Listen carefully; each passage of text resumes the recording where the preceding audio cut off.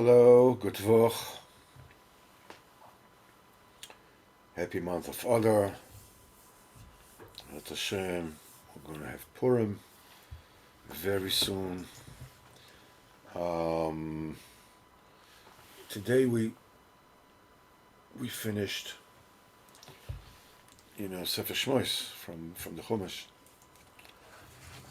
So I saw something that very interesting, which I'd like to share with you.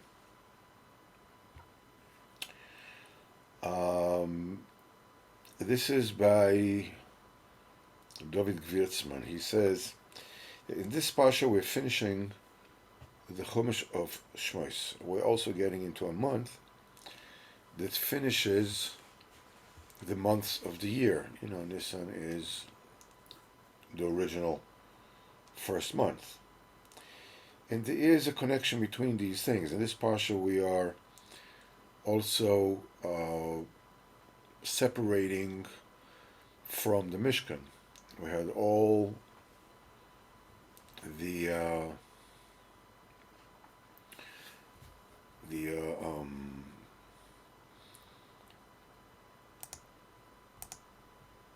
we have all the tzivuim, the orders of how to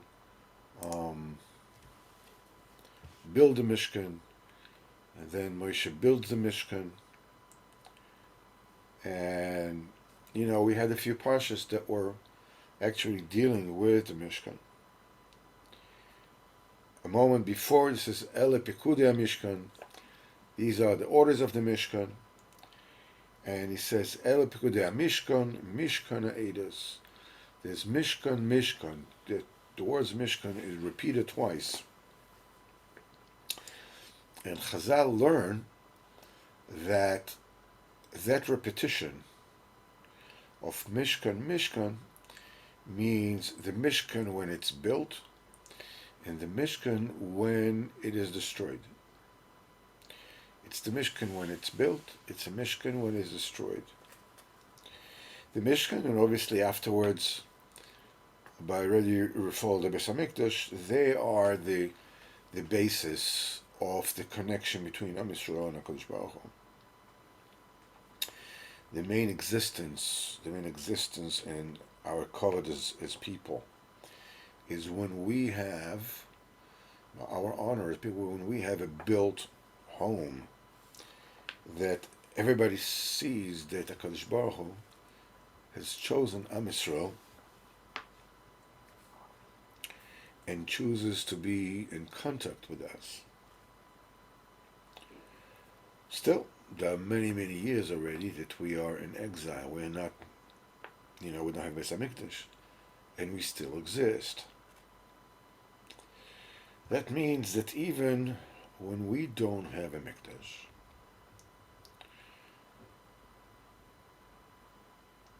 it means that Beis HaMikdash stays with us and follows us, and stays with us all these years, all these generations, throughout all the ups and downs that we have and we went through. In any situation, the connection between us and the HaKadosh Baruch Hu remains. This Inyan was already alluded to when the Mishkan was built. The first days of the Mishkan is put together and taken down, and put together and taken down every day.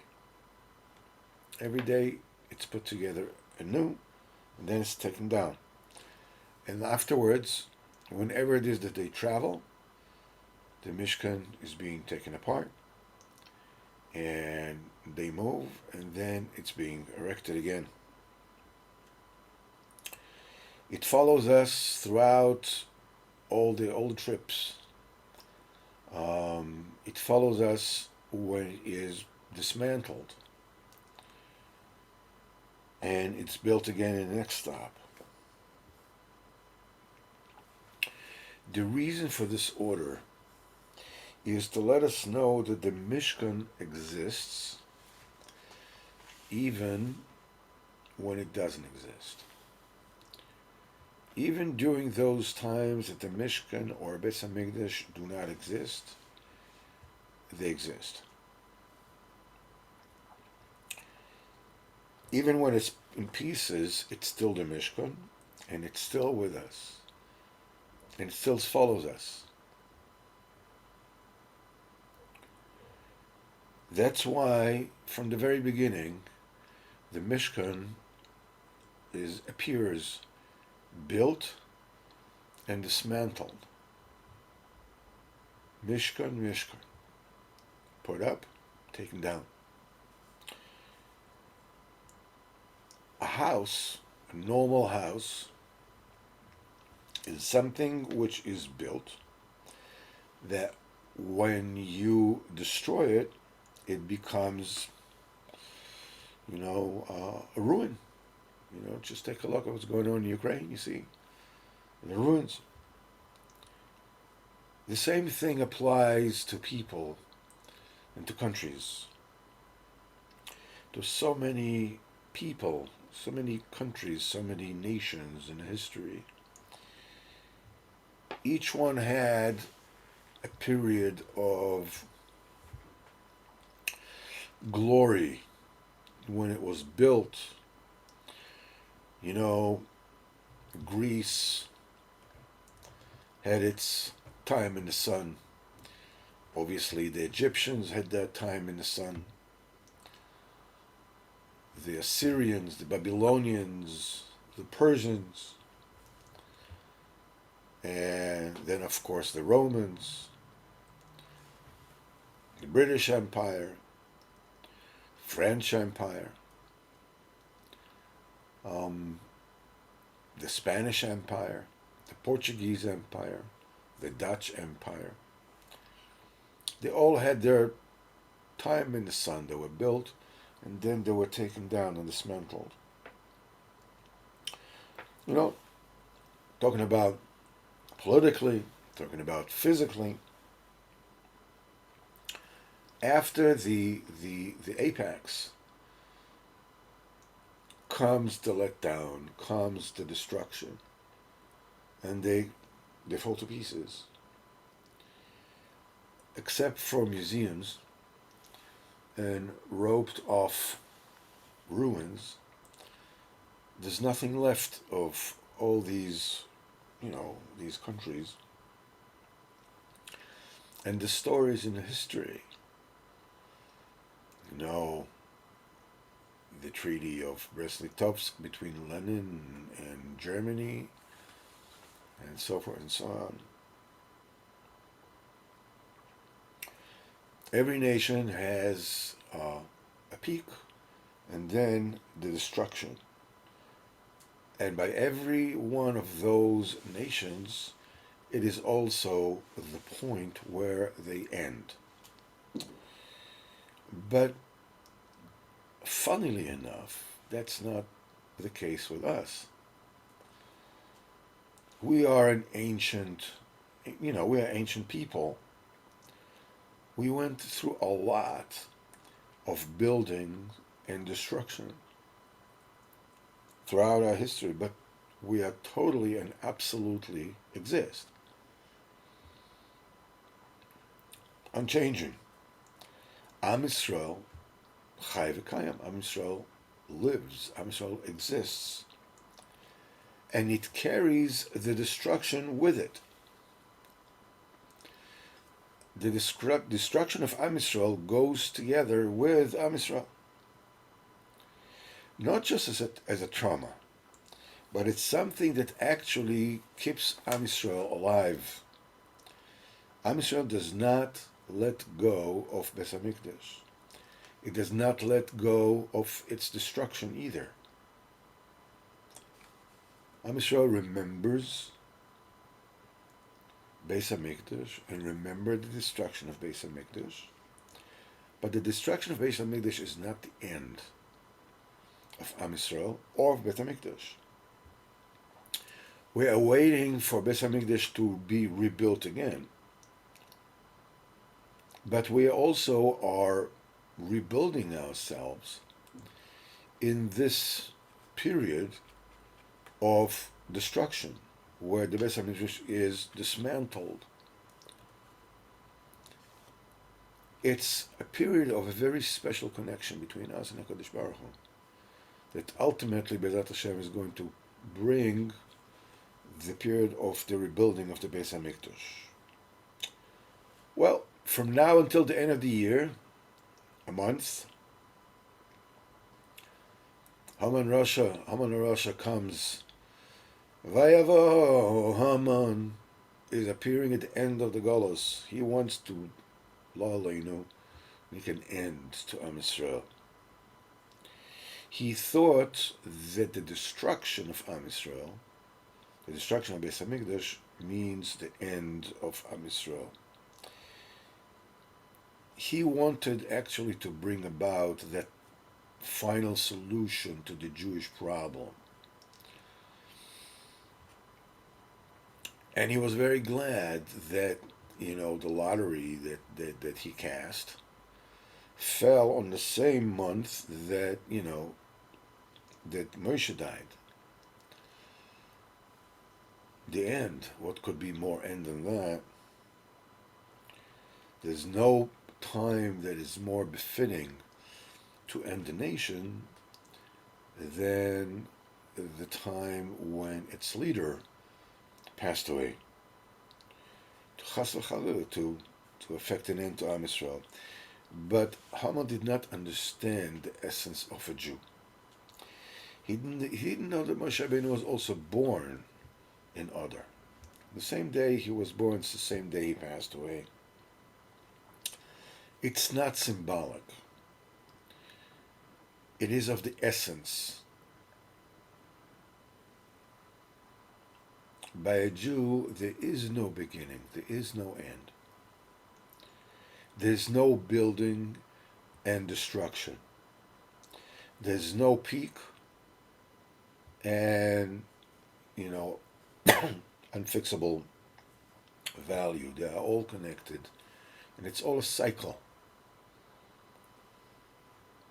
Am Yisrael is being rebuilt when it is built, and it's being rebuilt when it is experiencing the low times. So there's never a beginning, there's never an end. This cycle is the Koach of Am Yisrael.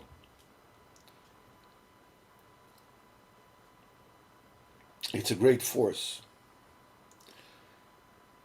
It's a great force that makes sure that that energy is never escapes, as it were, that our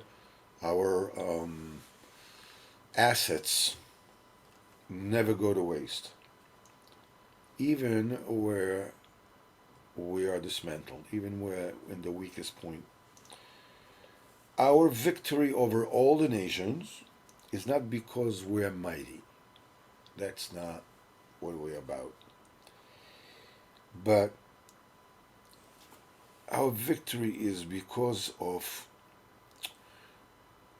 a yesod that lies in our essence. And it says that at the point of our end, there lies the point of our beginning. The same thing applied when they say in Tisha B'Av, at the time of Beis HaMikdash, that's the point when the Neshama of Mashiach was born. Yep, Adar is the Chodesh that we are making a lot of simcha, tremendous amount of simcha in. It's the month where the weakness ends. It's actually a month of end, and the month when we're in our greatest weakness with Haman, but nevertheless, this is the month that we're starting again. Dafka, at the time when we are at the weakest, we have to pump in more and more simcha than ever before, especially when we don't feel like it. Especially when we don't feel like it. When you are overcoming the urge not to be besimcha and you're riding the wave of simcha, then you are actually riding the wave of being a Jew.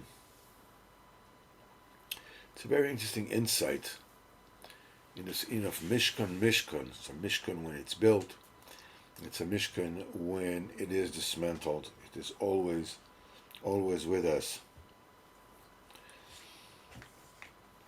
So, without further ado, as the hour is getting late, let's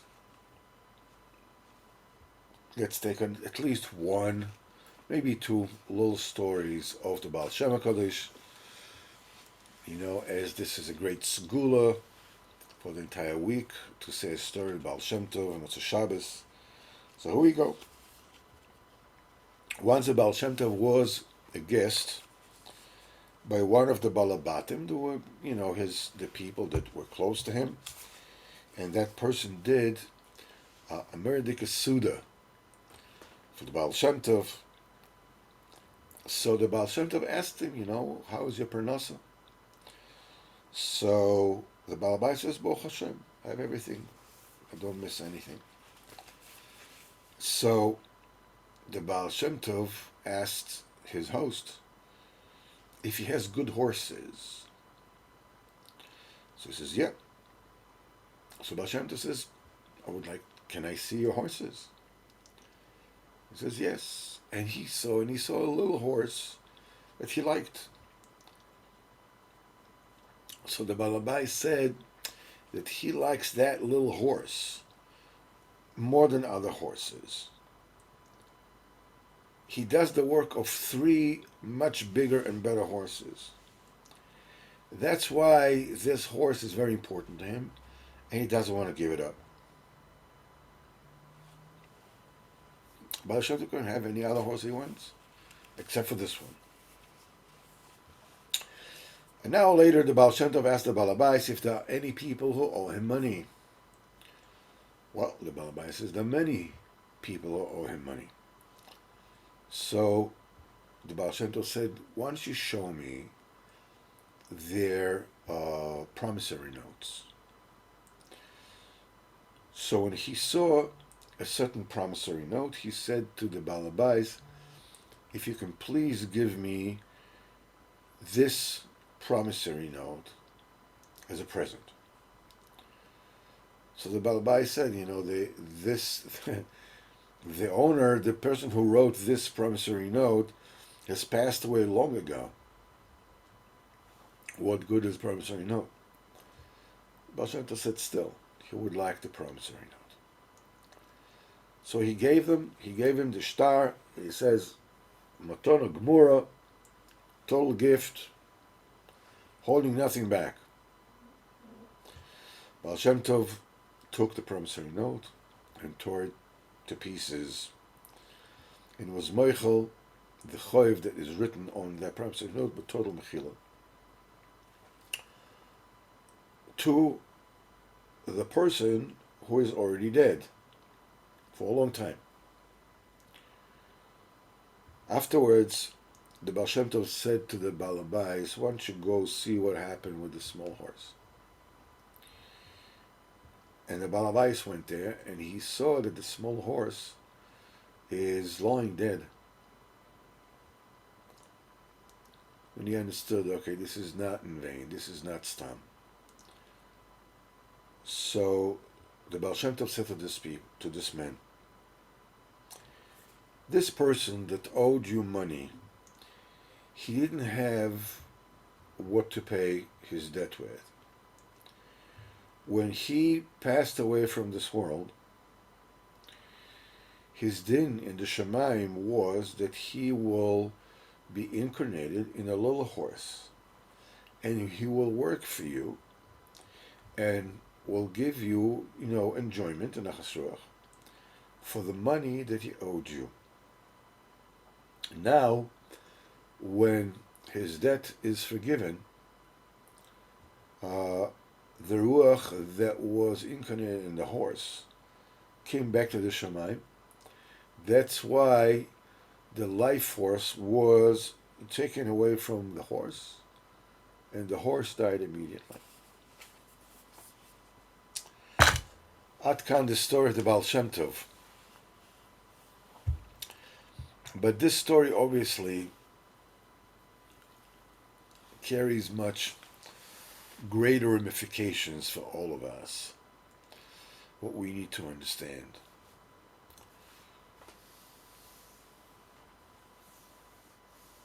What the story is actually telling us is that a debt is a debt. And yes, there are people who don't pay their debts because they don't want to pay their debts. Because they think that they can get away without paying their debts. Those people we're not talking about at all. Obviously, we have stories, of the Baal Shem Tov about people who stole from friends, whatever it is, that had to be megulgul, whatever it is, what happened to them. But the story about Shem Tov today is not the story about a person who borrowed money and just decided, hey, I ain't paying. Let him run after me. That is not the story here. The story is about a person who borrowed money, who genuinely did not have the money to pay back his debt. And that person had to be incarnated again in a horse and to do the work in order to repay his debt.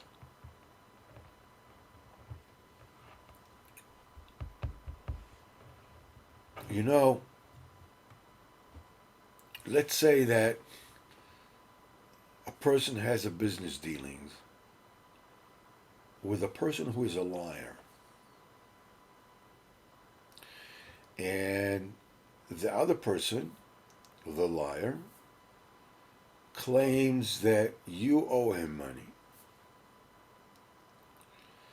And you know that he is lying. And Lamaisa, there is an argument between you. You owe him, you don't owe him. He owes you, you don't know who owes whom.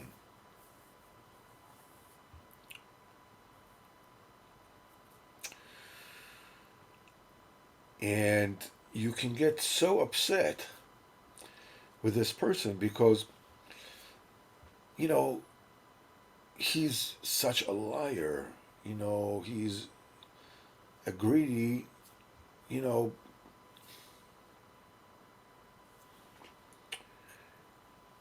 is very important to understand that just the fact that that person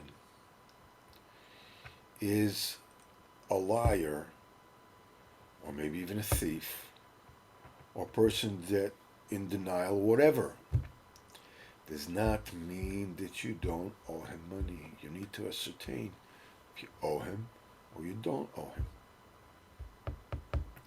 And if you do, I don't care how bad a person he might be. If you owe him money, you have to ascertain, you have to pay him his money, or you have to ascertain that you actually don't owe him money. It has to be done by Beis Din. This is not laughing matter. There's a story about that was in the days of Reb Nosson, the student of Rabbi Nachman, and there was a boy. I don't know how old the boy was. It was a very young boy, and it was 10, 11, whatever. I think he used to love going to the Breslau Stiebel and listen to Reb Nosson speak on Shalosh Seudos. And he went out. Now, his father belonged to the group of the people who opposed Reb Nosson, who persecuted him. But the child did not care. He would go no matter what. His father forbade him to go, but he went anyhow, and he kept on going. So one Shabbos, his father decided that he is going to make sure that his son does not go to listen to Reb Nosson. And what he did is he took his clothes, took the boy's clothes. I guess in those times you didn't have a whole wardrobe full with, with clothing. And he took all his clothes and locked them away. And he put the boy in the I don't know, the garden shed, something like that. Now it was summer. In the garden shed there were the work clothes of his father, of tilling the fields, the winter clothes. The galoshes, the coats, the whole thing. It was the middle of summer. The boy was small. These clothing were, much much too big for him. Nevertheless, the boy put on these clothing and he went to hear Reb Nosson talk. And on the way to the shul, people laughed at him. They made fun of him, but he didn't care. He went to the shul to hear Reb Nosson speak in Shalosh Seudos. So Reb Nosson told him, "I'm going to do you a tova for what you did. I will return the favor for what you did." We don't know of anything that happened between Reb Nosson and this Yid. This Yid, Lamaisa, he was very poor, and he became a guard for the forest, whatever it is, the forester, for Rabbeinu's grandson, who was quite wealthy, and they made a deal that he would work for him, guarding the forest. I'm sure they're cutting down trees, whatever it is. Make sure, poachers. I'm not sure even what the job entailed. And Rabbeinu's grandson told him that he will take care of all his needs. He will marry off his children, whatever is necessary. He will take care of it. And he married off his children, and the children of that person. And very quickly afterwards, I think Nachman Ber, I think that was the name of Rabbeinu's grandson. I'm not sure. Anyhow, so he passed away. No. So then he comes to Reb Ber in a dream.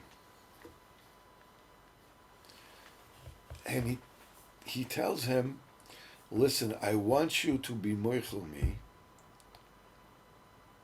You already paid for my children's wedding, whatever it is, and I worked for you such a short period of time."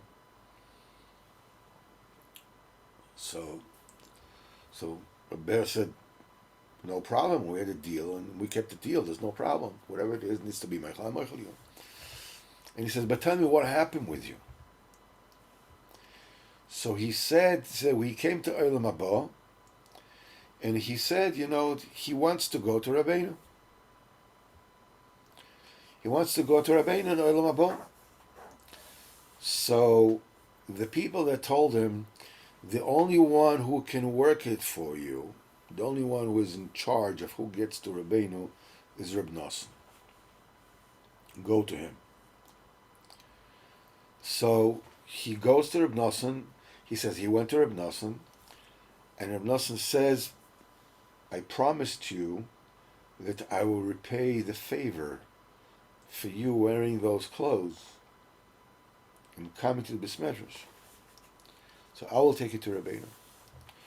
But before I take it to Rabbeinu, he says, you have to go and toivel in Nahar Dino. That's the river of fire. And he said that he toiveled either 2 times or 3 times. I'm not sure exactly what was it. The first time he toiveled, because being toiveling in Nahar Dino is just to burn off all the residue of Gashmis from this world. So he went and he toiveled, and he says the first time that he toiveled there, he said he felt Yisurim that you cannot believe. That it's impossible to go through such pain in this world. He says the second time that he toiveled, he didn't feel anything. He said the third time he toiveled, he said that he felt a pleasure, the like of which he has never felt in his life. And he said when they are going to toivel, how do you know? Rav Nosson toiveled with him, and he says Rav Nosson was jumped straight into the Nahar Dino, with relish. And after these 3 tefillas, he told him, he says, Rav Nosson took him to the Rebbe. So, when he got to the Rebbe said, you have to go back to my grandson and ask him to be moichel, even though the deal was that he will work, as much as you will work, and he will marry off your children, take care of all your needs. But he, my grandson did not, he didn't figure on you passing away so quickly. So if you want to be by me, even though he agreed to it, he didn't give any guarantee how long you're going to live. But nevertheless, because he didn't have it in mind, when he made the deal, that he'll get so little from you, if you want to be by me in Olam Haba, you have to go and ask him for mechila, to forgive whatever it is that he might have thought he might have gotten from you, in exchange for taking care of marrying off your children or whatever it is. Here we are talking about something else entirely. We're not talking about a debt, that somebody took money and never paid back. We're obviously not talking about, robbery or stealing or anything like that. We are talking about, we're talking about being in Olam Haba together, together with Rabbeinu. That's, to be there, you have to be so clean of any kind of vestige of debt that even if you agreed with him and in Beis Din there will be no claim. If he will take him in Beis Din, whatever, let's say, Beis Din said, what do you mean? It was a deal, fair and square. If you want to get to those high madres in Olam Haba, even that kind of debt you can have. Mavi l'rayon. And today's Sichos Haran is nagia to this shtickle where let's just take a quick look at what's going on. And tonight's Sicha is Sicha 112, Kuf Yud Beis. Rabbeinu says as follows: it is said that if the Torah were written keseder properly, because the seder that in the Torah there's en muchar mukdam b'Torah, there's no something happens sooner or happen later in the Torah. If the Torah would have been written properly, people would know the punishment and the sachar of every loisasa and esa in the Torah. And he says, and then Rabbeinu says as follows: here, there is an Avera. Yesh Avera she'onsha shel Avera, that the punishment of this Avera, that a person will always be a Baal Chov, will always owe money. And he says, even if you will do everything possible, even if you will be given money by other people, it won't help. He will always, always, always be a Baal Chov. And sometimes this Avera causes others to owe money to Baal Chov, and because of this Avera, it makes even other people become Balei Chovos, owing money that they cannot repay. And he says that, and for this, there is a time that a few Balei Chovos became, starting becoming Balei Chovos in the world because of this Avera. This Avera became very prevalent in the world, Chas v'Shalom. And he says, okay, so what do you do? Rabbeinu is not saying what this Avera is. So what do you do? In other words, the Torah doesn't say what Schar Onish to every Avera is. Rabbeinu is not revealing that what Avera is either. He says the Eitzah for this is to do tshuva in general. And the Hashem Yisborach should save you from this Avera and be betzar and regret bechlalios on this Avera. And to do tshuva on this, and Rabbeinu says, and it's good to do tshuva when things are going well, then it is very good to regret and to ask HaKadosh Baruch Hu this, and to do tshuva, because the state of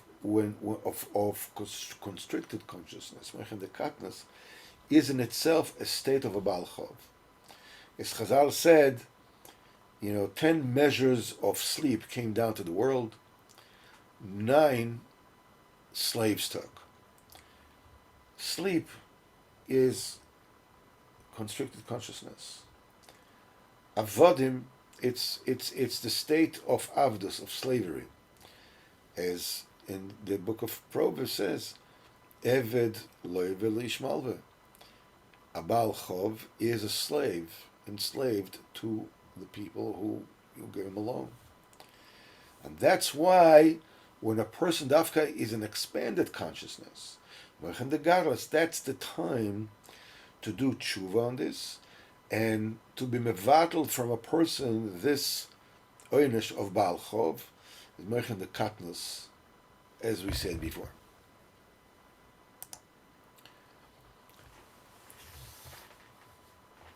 How many of us would like to know what the severity is? Well, it doesn't say that. However, in the Kuta Maharan, Rabbeinu says that the protective wall of a rich person, is the money is the protective wall that protects a wealthy person. So the osher la osher choimas uzoi. That's the choima. That's the wall of his strength. Rabbeinu says that when a person gets angry, he is transferring from choima, which means a protective wall, the wealth, and it turns into chema, which is wrath, which is anger. And Rabbeinu says that when a person gets angry, he's losing the shefa that they're giving him Mishamayim.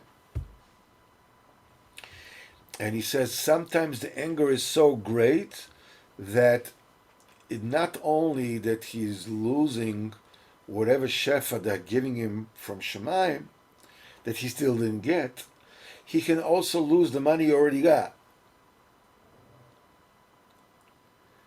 And he says that this is such a voracious taiva that even if a person would like to refrain from being angry as to not lose the money, not to lose the shefa, it still doesn't work, and it'll still, plunge him into anger, and he will lose the money.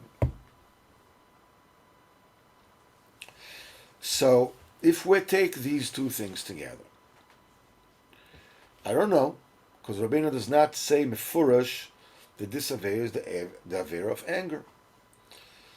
But if we put the Torah Kutim Haran and the Sicha together, it means that when we are in Merchen the Gadlus, when we are in a good mood, what we need to do is to ask HaKadosh Baruch Hu to save us from anger. Because when anger attacks, Rabbeinu says, even if you're trying to stay away from anger, to save your money, you still won't be able to do it. So we have to take the Eitzah from this Sichos Haran, this Sicha 112, that when you are in a good mood, expansive mood, with Ratzon Tov to everybody, to beg HaKadosh Baruch Hu then and there to save you, to save me from anger.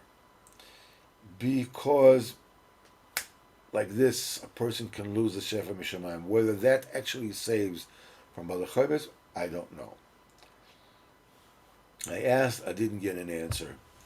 I still don't know what it is. But the Rebbe says that it is, Beklalius, do tshuva for everything, and tell the Kodesh Baruch Hu, specifically, you stand by Kodesh Baruch Hu and say, Ribono Shel Olam, I have debts. I have things that prevent me from repaying those debts, from sense of insecurity, from lack of money, from whatever it is, I don't know, feeling of entitlement, whatever that may be. The point is that this is not a game. And whatever it is, I need to not owe money to people. It doesn't matter whether I like them or I'm angry with them or I feel that it's coming to them. It doesn't matter. I want to pay, I want to repay absolutely everybody that I need to repay.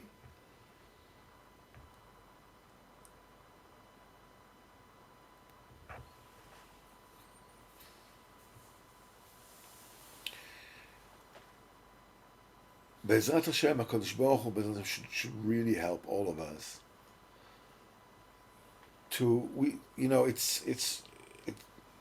I didn't plan, obviously I'm just taking the Sefer of the Baal Shem Tov, the Malav of the Baal Shem Tov, and I'm just reading the stories as we go along, and whatever the Sichos Haran, I'm also just taking it, as we go along.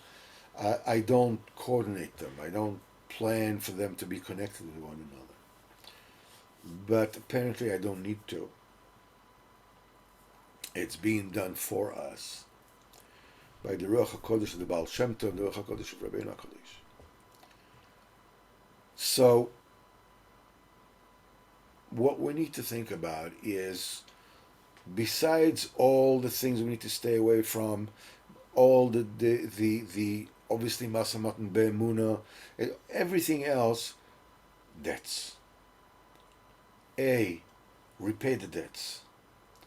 B, do tshuva on whatever avera that is that causes a person to become a debtor, and there's nothing he can do to ameliorate that until he does tshuva on that when times are good, when he is merchen the godless.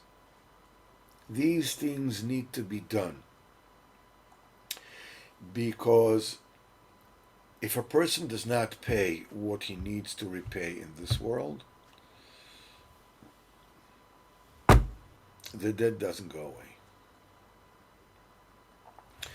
Hashem should help us, B'ezrat Hashem, that we will never ever owe a penny to anyone, and that nobody should owe money to us either.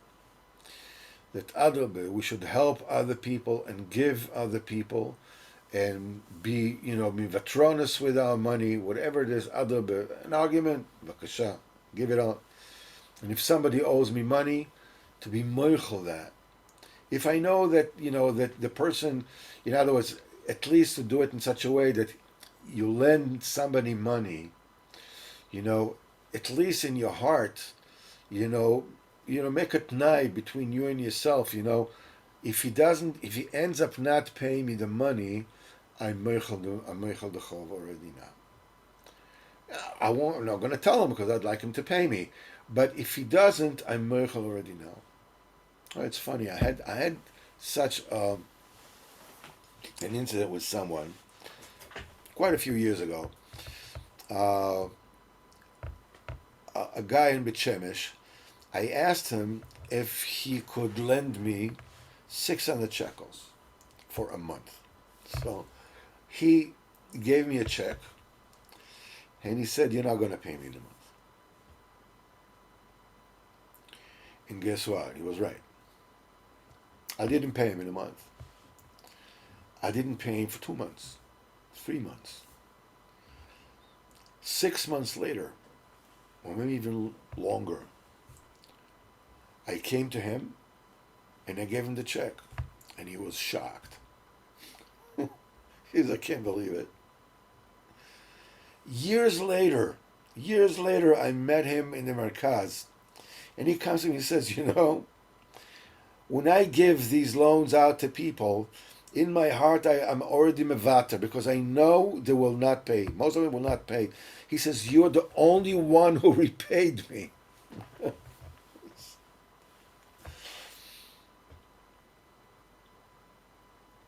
Unbelievable. Whatever it is, Hashem should save us from all debts. Begashmias, beruchnias, bezat Hashem should all be healthy and wealthy and gesund and stark, you and me and our families and all Am Yisrael. And bezat Hashem, the war in Ukraine should finish quickly so we can go to Uman Rosh Hashanah, and everything should be fine and voil and fartig. Genick. We don't need any wars anymore. Shkoyach and Kol Tov to everyone. That Hashem will meet Monday night and Sipurey Maisios Blinator.